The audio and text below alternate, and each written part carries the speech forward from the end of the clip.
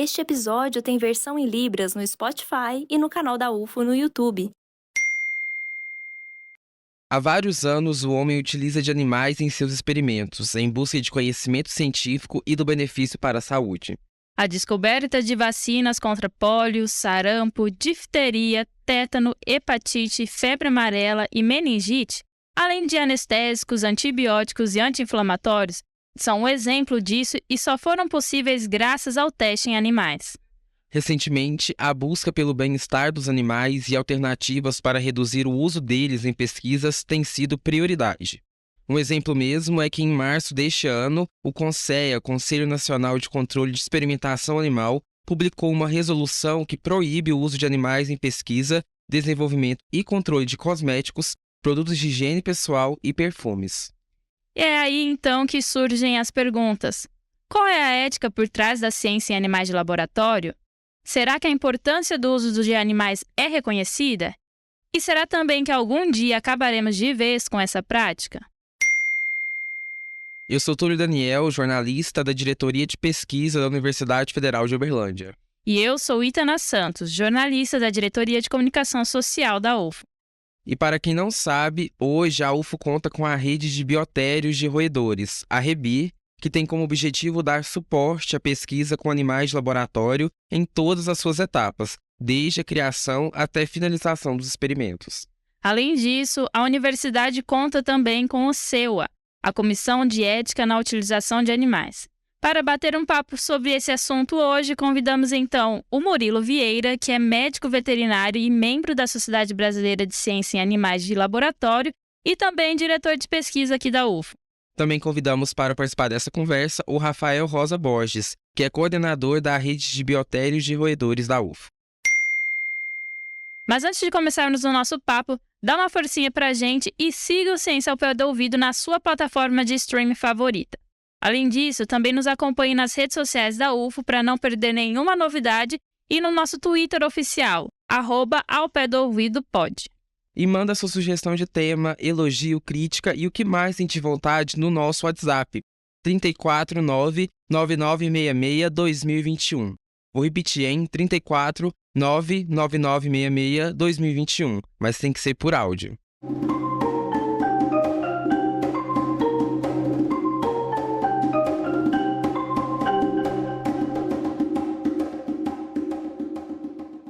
Olá, Murilo, Rafael, sejam muito bem-vindos ao Ciência ao Pé do Ouvido. E eu já quero começar aqui o nosso bate-papo com uma pergunta para o Rafael.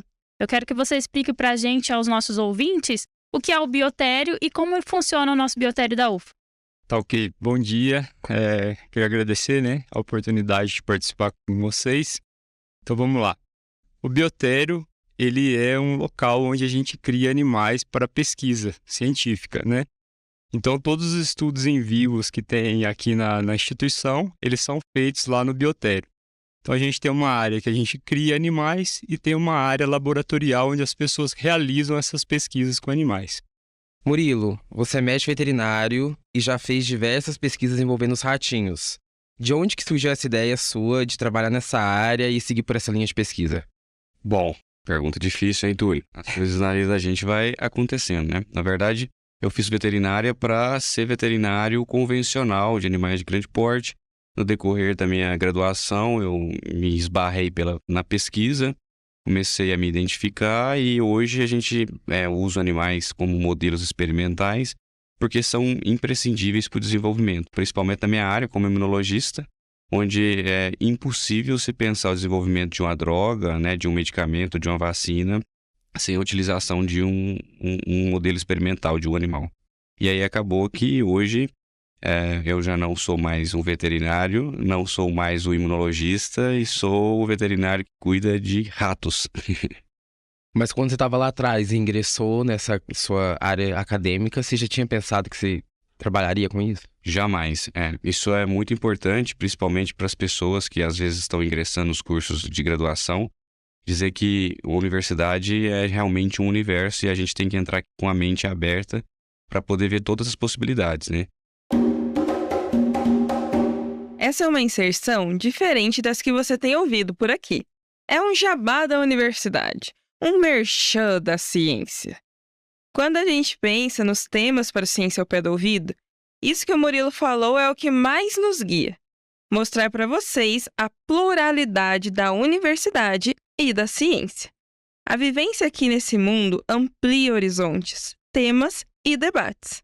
E a gente convida você a participar disso, dessa construção, desse avanço. Agora vamos voltar para esse papo. A veterinária é um curso muito amplo e que jamais um aluno vai entrar pensando que vai ser um pesquisador ou um médico veterinário de ratos. Com certeza ele vai pensar que vai trabalhar com a vaca, com o cachorro, né? E eu também fui assim. Eu gostava muito de trabalhar com animais de grande porte. Depois me apaixonei por trabalhar na clínica, porque achava interessante. E hoje eu sou muito mais realizado mexendo, né, com pequenos roedores. Assim eu acho que acontece com todos os cursos. Acho que todo graduando, ele deve conhecer o máximo que a universidade tem. E depois as coisas vão acontecendo por afinidade. Pessoal, apesar dessa importância, né, do uso de animais para a ciência, a gente sabe que essa é uma questão muito polêmica. Então, vou deixar aqui a pergunta para vocês dois, quem que se sentiu à vontade de responder primeiro. A gente quer saber qual que é a ética por trás do uso dos animais em estudos e o que é que pode e o que não pode ser feito e quem é que fiscaliza esse trabalho. Bom, todos os estudos que eles são propostos, né, não só na universidade, mas, né, todo o Brasil, é uma legislação que tem por trás disso, né? Então, existem comissões de ética no uso de animal, né? A UFA, ela tem uma comissão interna. Então, todos os trabalhos que são propostos pelos pesquisadores, ela passa por uma comissão de ética. E essa comissão, então, ela avalia a questão ética mesmo desse trabalho, né? Para poder, então, a pessoa poder seguir ou não com essa pesquisa. Então, nada que é feito não tem uma avaliação, não deixa de passar por essa avaliação dessa comissão que é a CEUA. A ciência de animal de laboratório, ela também é normatizada por legislação, e essa legislação, ela busca, obviamente, que a gente tenha, busque bem-estar animal. Então, só por aí também a gente já está falando de ética, né, obviamente. Então, tanto na parte de criação de animais, quanto na execução de experimentos, é tudo cercado de ética. Então, é uma coisa muito tranquila com relação a isso, porque é uma coisa muito bem feita. Então, acho que a UFO tem uma comissão muito boa nesse sentido, né? É um pessoal atuante, e então tudo que acontece lá no biotério é tudo bem resguardado e acontece da melhor forma possível. Bom, em relação à parte legal e ética da experimentação animal, eu queria trazer uma informação que eu julgo importante. Os experimentos mais belos da ciência, né, e são hoje considerados os mais simples, por exemplo, como quando descobriram que o coração é uma bomba que bombeia o sangue dentro de um sistema venoso, de canos que conduzem o sangue. Isso para nós hoje é basal, mas naquela época os cadáveres eram sagrados, e o único jeito que se tinha de descobrir era abrindo o corpo dos animais. Então, a experimentação animal, desde a primeira escola de medicina, antes de Cristo, né, a gente já identifica os animais. A primeira vacina chama vacina porque vem de vaca, né? Porque a varíola que matava um monte de pessoas, um médico observando que as mulheres que tiravam leite não desenvolviam varíola e tinham uma lesão parecida com a da vaca.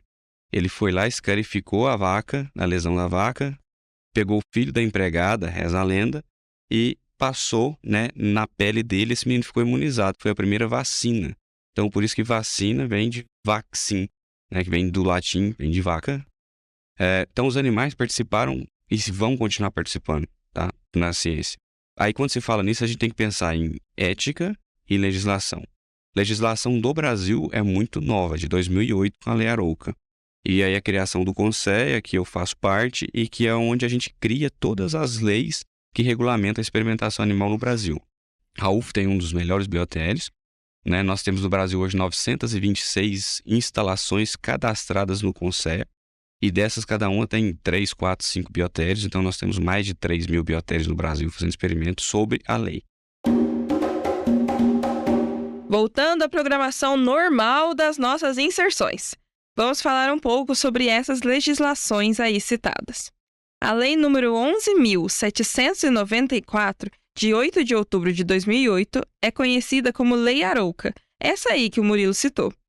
Ela regulamenta o uso científico de animais na experimentação. Ela revoga a Lei 6.638, de 8 de maio de 1979. A proposta é simples: deixar o processo o mais ético possível e regulamentado. Afinal, são muitos biotérios, né? Uma vez, conversando com o Murilo Vieira, ele me explicou sobre a ética por trás desse uso de animais e os cuidados que eles têm no laboratório com cada ratinho que está ali. E ela é muito importante. Escuta aí. E agora o que eu acredito muito é na ética, né? A ética, ela é uma coisa geral, né? E a moral é uma coisa individual. Então, quando se tem um pesquisador que tem uma conduta moral, né? Isso é muito importante porque ele vai conduzir dentro do que é preciso. Então, por exemplo, o mundo hoje está praticamente salvo do Covid, né? E a gente só conseguiu ter uma vacina eficiente porque conseguiram modificar geneticamente um camundongo, tornar ele um camundongo humanizado para ele infectar, porque eu não sei se vocês sabem, o camundongo não infecta com o vírus da Covid, enquanto todos nós estávamos morrendo. Então, o que foi feito foi tirar o gene do humano, colocar no camundongo da enzima, para o camundongo começar a infectar por Covid e a gente fazer os testes. Tá? Então, hoje ainda é possível. E aí, só terminando, né? O sonho de qualquer pesquisador é nunca usar animal. O dia que a gente não precisar, você pode ter certeza, por N motivos. Ética, moral, legislação que é muito apertada, econômica, é muito caro. O Rafael pode falar o quanto um biotério é caro para a instituição para manter os animais dentro do bem-estar. Então, primeira oportunidade que tiver, nós não vamos usar. Mas hoje, né, existem métodos alternativos que reduzem o uso, mas nós não temos nenhum método alternativo que substitui completamente. Isso é ilusão. Eu acho que isso já puxa um pouco para nossa próxima pergunta, que é: será que um dia a gente vai deixar de usar animais para esse tipo de teste, para esse tipo de experimento? Eu acredito que totalmente nós estamos muito longe mesmo. Mas para algumas coisas hoje é uma realidade. E aí, como que é? Quando a gente fala em experimentação animal, né, a gente tem alguns princípios, e a gente estava falando agora de ética, não é um princípio ético, mas é um princípio que conduz que nos leva a trabalhar de um jeito mais coerente. Que, por exemplo, um princípio de 1959, se eu não me engano, de David Herschel, ele traz o princípio dos 3 R's, que é refinamento, redução e substituição do inglês, que é o replacement. Então, quando a gente não consegue substituir, a gente tem que refinar e reduzir. Então, hoje, por exemplo, o Rafael tem, né, lá, cuida de algumas linhagens que são animais cruzamento entre irmãos. A gente usa isso porque é uma forma de reduzir.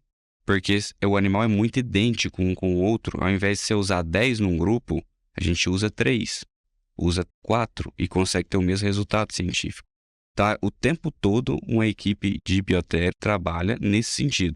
Enquanto eu não consigo substituir, eu tenho que reduzir. Reduzir usando o melhor anestésico possível, que eu não vou ter animal que vai sofrer. Se o animal sofrer, a pesquisa não é válida, porque o resultado é questionável. Tá? Então, acredito que dentro de uns 20, 30 anos, talvez a gente consiga reduzir por 30% que a gente usa. Mas totalmente, é muito complicado você pensar que vai tomar uma vacina que foi desenvolvida e testada totalmente no modelo computacional. Quando você fala de método alternativo também, aí a gente estava falando de ética, né? Nós que trabalhamos com biotério, a gente muitas vezes é questionado, né? Existe um tabu na sociedade, a gente sabe disso, né? Mas eu sempre digo que quem vai dar esse pontapé, né, de trazer mais métodos alternativos, ou de quem sabe, né, nessa utopia de chegar um dia de não usar animais, são os próprios bioteristas, né? Somos nós que estamos ali no dia a dia, a gente vivencia aquilo, a gente busca o bem-estar animal, né? Então, acho que quem está no biotério é que realmente vai dar esse chute, né, inicial aí, vai fazer essa revolução, né? Porque a gente é muito questionado por questões éticas e é normal, existe esse tabu, né? Mas, diferente do que as pessoas pensam, a gente tenta sempre utilizar o menor número de animais dentro dos princípios que o Murilo falou. A gente tenta buscar sempre uma melhor qualidade de vida para os animais né? Obviamente sem mexer na qualidade da pesquisa, né? Mas isso é um assunto que em todos os congressos, workshops que tem nessa área são discutidos, né? Porque a revolução vai vir disso aí. Eu acredito que vai chegar, né? Acho que vai demorar, assim como o Murilo falou também, acho que vai chegar, mas eu acho que a bioinformática hoje ela tem um papel assim muito grande, né? Dentro da ciência e já mudou muita coisa. Então acho que a gente está no caminho, né? Mas aí a gente poderia ponderar muitas coisas aí, investimento, pesquisa e tudo mais, né? Nesse sentido, mas eu acho que a gente está no caminho, sim. Bom, pessoal, também nesse ano a gente teve aí a aprovação de uma lei que proibiu o uso de animais para pesquisa e desenvolvimento de controle de cosméticos, né, produtos de higiene pessoal e perfumes. Eu queria que vocês comentassem um pouquinho sobre essa atitude aí com as pesquisas. Bom, primeiro eu gostaria de salientar que muitos desses questionamentos vêm da própria comunidade sobre o uso dos animais e, portanto, é muito importante esse momento da gente estar conversando com a comunidade, né? Associado a isso, existe o viés político, né, onde grande parte dos parlamentares tem isso como pauta e, às vezes, sem um conhecimento técnico específico, utilizam disso para fazer o que é o papel deles, ser político, defender o que o povo pede e, consequentemente, serem eleitos. Então, no Conselho Nacional de Controle de Experimentação Animal, eu faço parte de uma Câmara, que é a Câmara de Assessoria Parlamentar, onde a gente fica o tempo inteiro olhando e acompanhando os projetos de lei que os deputados e senadores estão tramitando no Congresso. E se a gente entrar lá agora e colocar causa animal, vai ter uns 6 ou 8 projetos de lei, quase todos falando a mesma coisa. Tá? Mas aquele parlamentar que consegue aprovar, ele consegue trazer, né, para ele que isso foi feito por ele. Então, assim, o que eu gostaria nesse momento é de dizer que no Brasil hoje, o órgão que consegue lutar tecnicamente contra o uso de animais de forma abusiva, que consegue legislar, é o CONSEA. E dentro de cada instituição, aquilo que o Rafael falou, tem uma comissão de ética que está ligada ao CONSEA. Nós somos os primeiros, né, não necessariamente o parlamentar tem que brigar por isso. Então, recentemente foi aprovado uma lei, né, para não utilizar animais em cosméticos. Todos nós brigamos por isso. Isso é uma resolução normativa do próprio Conselho. A gente acredita que cosméticos, né, nós já temos uma quantidade muito grande de cosméticos disponíveis no mercado. Por outro lado, esse projeto de lei, né, essa lei que agora foi aprovada, ela pode tolir a biodiversidade que nós temos, por exemplo, na Amazônia, que a gente poderia explorar e desenvolver um monte de outros cosméticos e juntamente com cosméticos, que é importante que a ciência ela não é engessada. Às vezes você está estudando um cosmético, mas aquela molécula se demonstra eficiente como um medicamento. Então também a gente tem que pensar nisso, antes de simplesmente gritar eu sou contra. O desenvolvimento puro e simples de cosmético, todos nós somos contra, e essa lei agora proibiu realmente. Por outro lado, quando a gente questiona, né, a utilização de animais sem um conhecimento técnico disso, a gente pode estar dando um tiro no próprio pé. Muitas pomadas que são tratamento, dentro da legislação no nosso país, são classificadas como cosmético. E aí agora, esses medicamentos, por exemplo, nós não podemos mais estudar. Então, ou nós vamos ter que mudar outra legislação para desclassificá-los como cosmético e a gente continuar estudando, ou nós não vamos mais estudar. Tá? Então, sempre tem um ponto positivo e um ponto negativo. É muito importante a comunidade que luta por isso parar, né, de lutar só nas redes sociais ou só falando sem conhecimento e buscar atuar verdadeiramente. Então, por exemplo, no Conselho em Brasília, nós temos 4 vagas para representantes da Sociedade Protetora dos Animais. Aqui na Comissão de Ética da Universidade, nós temos assento para a Sociedade Protetora dos Animais. Qual que é o maior problema no Brasil? Né? Eu posso falar isso com informações do próprio Conselho. Quase todas as comissões de ética, a gente não encontra quem é da comunidade que quer participar para defender o uso dos animais. Então, é uma oportunidade. Quem estiver ouvindo, tiver gostado da causa, estude, entre no site do Conselho, faça inscrição como uma pessoa que tem, né, o desejo de atuar nas comissões, porque aí ele vai entender como que é discutido cada projeto e vai contribuir de forma significativa para a legislação do país. Obrigada, Rafael e Murilo, pelas respostas e contribuições. Muitas dúvidas, né, que a gente nem tem noção mesmo. E acho que a galera vai entender a importância, assim. A gente está sempre caminhando para tentar largar um pouquinho isso, mas não tem como, porque é extremamente necessário, né? São muitas vidas salvas.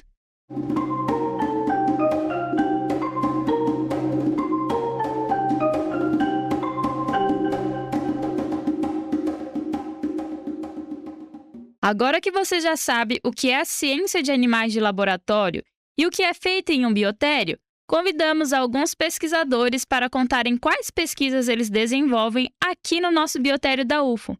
Escuta só essa galera. Olá, pessoal. Meu nome é Ana Cláudia e eu sou aluna da professora Cássia Regina do IBTEC. Eu realizo a maior parte dos experimentos do meu doutorado no biotério. No meu projeto, eu investigo a utilização da neurotoxina botulínica como uma forma de tratar dores orofaciais, que são aquelas dores que acometem a cabeça, a face e o pescoço. A gente vê que existe uma grande utilização das diferentes formulações de neurotoxina para tratar esses tipos de dor. Só que apenas o Botox possui regulamentação pela Anvisa para ser utilizado no tratamento de condições dolorosas.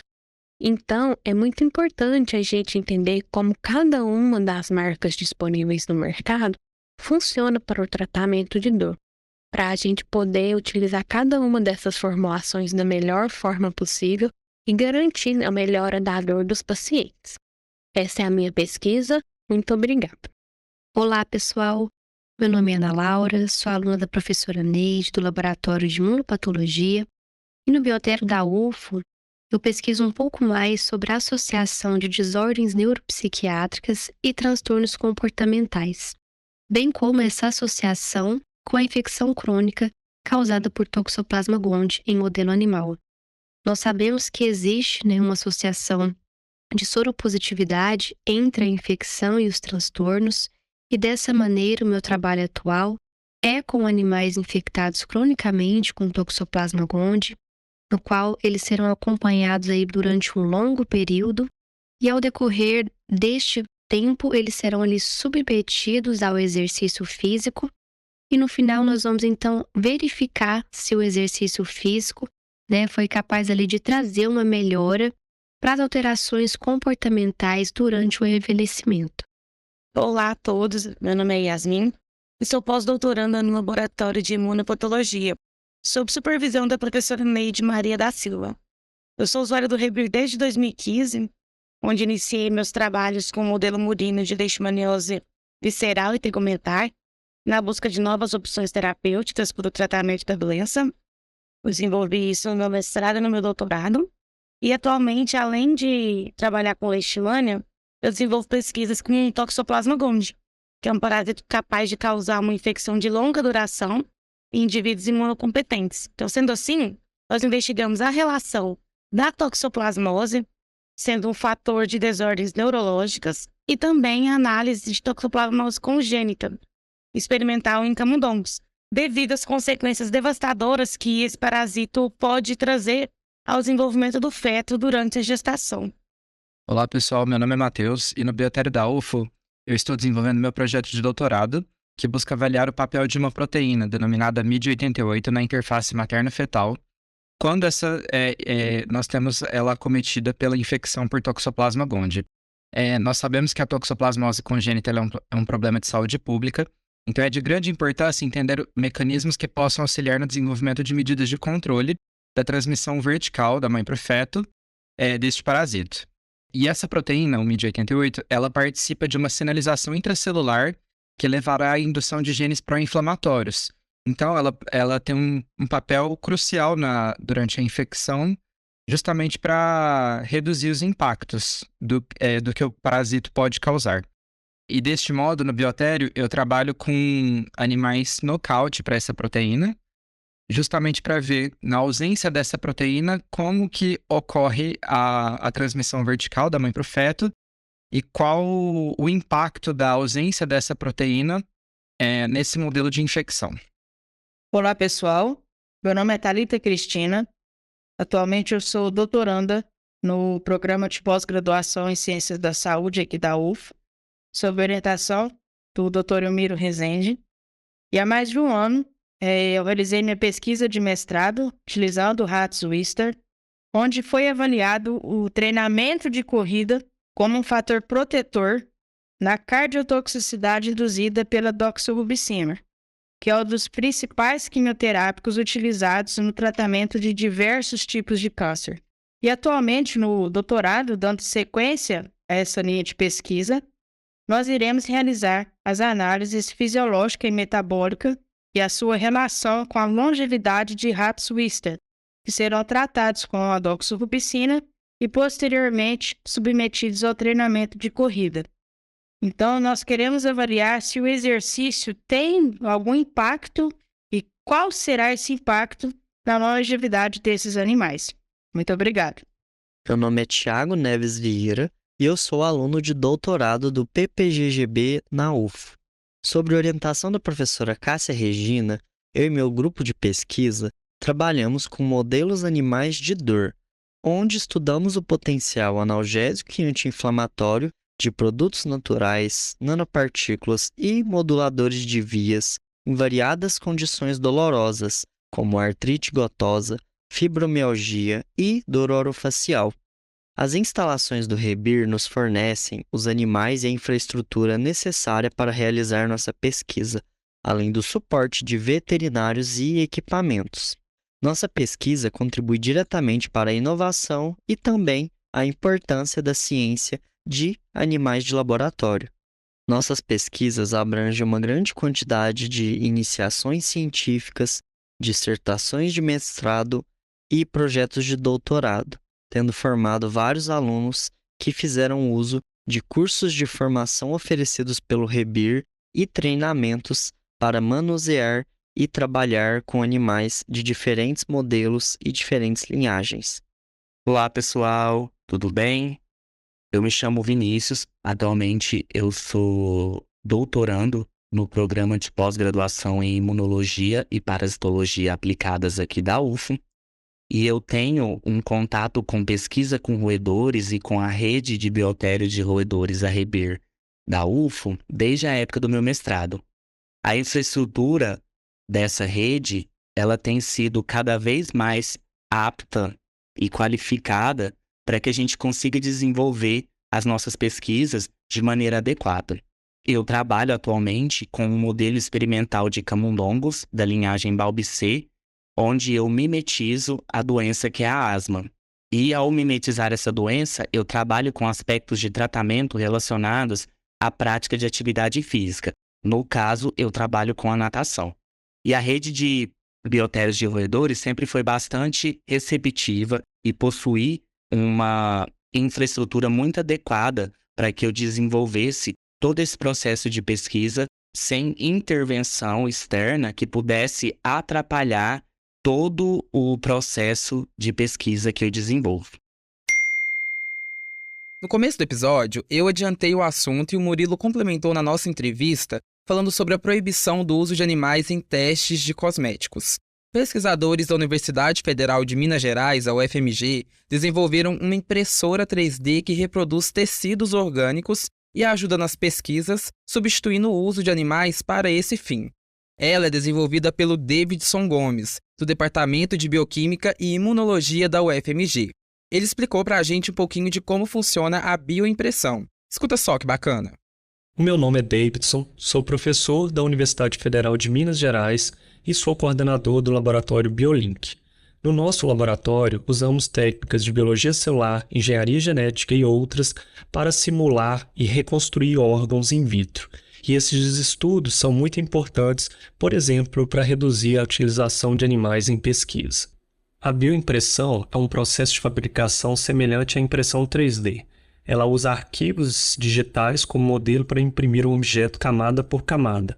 Mas ao contrário da impressão 3D, as bioimpressoras imprimem com células e biomateriais, criando estruturas semelhantes a órgãos que permitem que as células vivas se multipliquem. A bioimpressão trouxe muitos avanços para a pesquisa. Hoje conseguimos reproduzir órgãos com mais precisão através de bioimpressão e também conseguimos simular a interação entre órgãos. Isso é chamado de órgãos em um chip. Então, em uma pequena plaquinha que é chamada de chip, a gente pode mimetizar a comunicação entre diferentes órgãos, por exemplo, a interação entre o fígado e o cérebro. A bioimpressão pode produzir pequenos órgãos de animais, o que pode substituir o uso de animais para fins de pesquisa ou testes de citotoxicidade para avaliação de segurança de novas drogas ou de cosméticos, por exemplo. As bioimpressoras garantem uma melhor qualidade nos estudos, porque anteriormente a gente tinha que simular as camadas dos órgãos manualmente, o que não era muito preciso. Atualmente, com a bioimpressão, podemos simular as camadas, a localização das células com muita precisão, e isso aumenta a confiança dos testes que a gente faz no futuro com esses modelos. A longo prazo, esse tipo de tecnologia promete produzir órgãos humanos completos, e assim a gente não vai mais precisar de transplante entre indivíduos no futuro. Esse tipo de tecnologia promete produzir órgãos humanos completos, e assim no futuro não iremos mais precisar de transplante entre indivíduos. Pegaremos células do mesmo indivíduo, cresceremos essas células no laboratório, iremos produzir um órgão com as células do mesmo indivíduo, e assim não iremos mais precisar de drogas anti-rejeição para que a pessoa consiga sobreviver com o órgão transplantado. A vantagem da utilização da bioimpressão na pesquisa é conseguir reproduzir a estrutura dos tecidos com mais fidedignidade, e assim os testes são mais confiáveis e reprodutíveis. É isso, muito obrigado à galera que falou um pouquinho das suas pesquisas e parabéns ao Davidson e aos pesquisadores da UFMG por essa pesquisa sensacional. Se você gostou do assunto, temos um recadinho para vocês. Na semana que vem acontece na UFO o segundo workshop em ciência de animais de laboratório, com diversas palestras e convidados especiais. E se você não se inscreveu para esse workshop, não se preocupe, nós mostraremos tudo nas redes sociais da UFO. Agora, se esse episódio também te deixou curioso em saber como funciona o biotério, eu tenho uma dica. Eu e o Túlio visitamos o biotério da UFO e você pode ver essa tour no nosso Instagram, @UFO_oficial. Muito obrigado a você que nos ouviu até aqui e não precisa se preocupar que semana que vem tem mais. Até lá! Até, pessoal! O Ciência ao Pé do Ouvido é o podcast da Divisão de Divulgação Científica da DIRCO, a Diretoria de Comunicação Social da Universidade Federal de Uberlândia. A apresentação, produção e entrevista desse episódio foram feitas pelos jornalistas Túlio Daniel e Ítana Santos. A supervisão do roteiro foi feita pela jornalista Nayara Chaia. A comunicação imagética foi feita pela Ludmila de Castro, estagiária de design. A divulgação nas mídias sociais está com o Túlio Daniel, que também é editor de ciência das redes sociais da UFO. A principal transição sonora é a composição do percussionista Eduardo Fraga Túlio, que é pesquisador e professor de música aqui na UFO. A captação de áudio foi feita pelo Mário Júnior. Edição, montagem e finalização são do Márcio Gama. A direção de comunicação da UFO é da jornalista e pesquisadora Renata Neiva. Este episódio tem versão em Libras no Spotify e no canal da UFO no YouTube. A intérprete é a Alessandra da Silva. Captação e edição de vídeo do Euler Reis. O Ciência ao Pé do Ouvido tem apoio da Fundação de Amparo à Pesquisa do Estado de Minas Gerais, a FAPEMIG. Voltamos na próxima terça-feira. Até mais!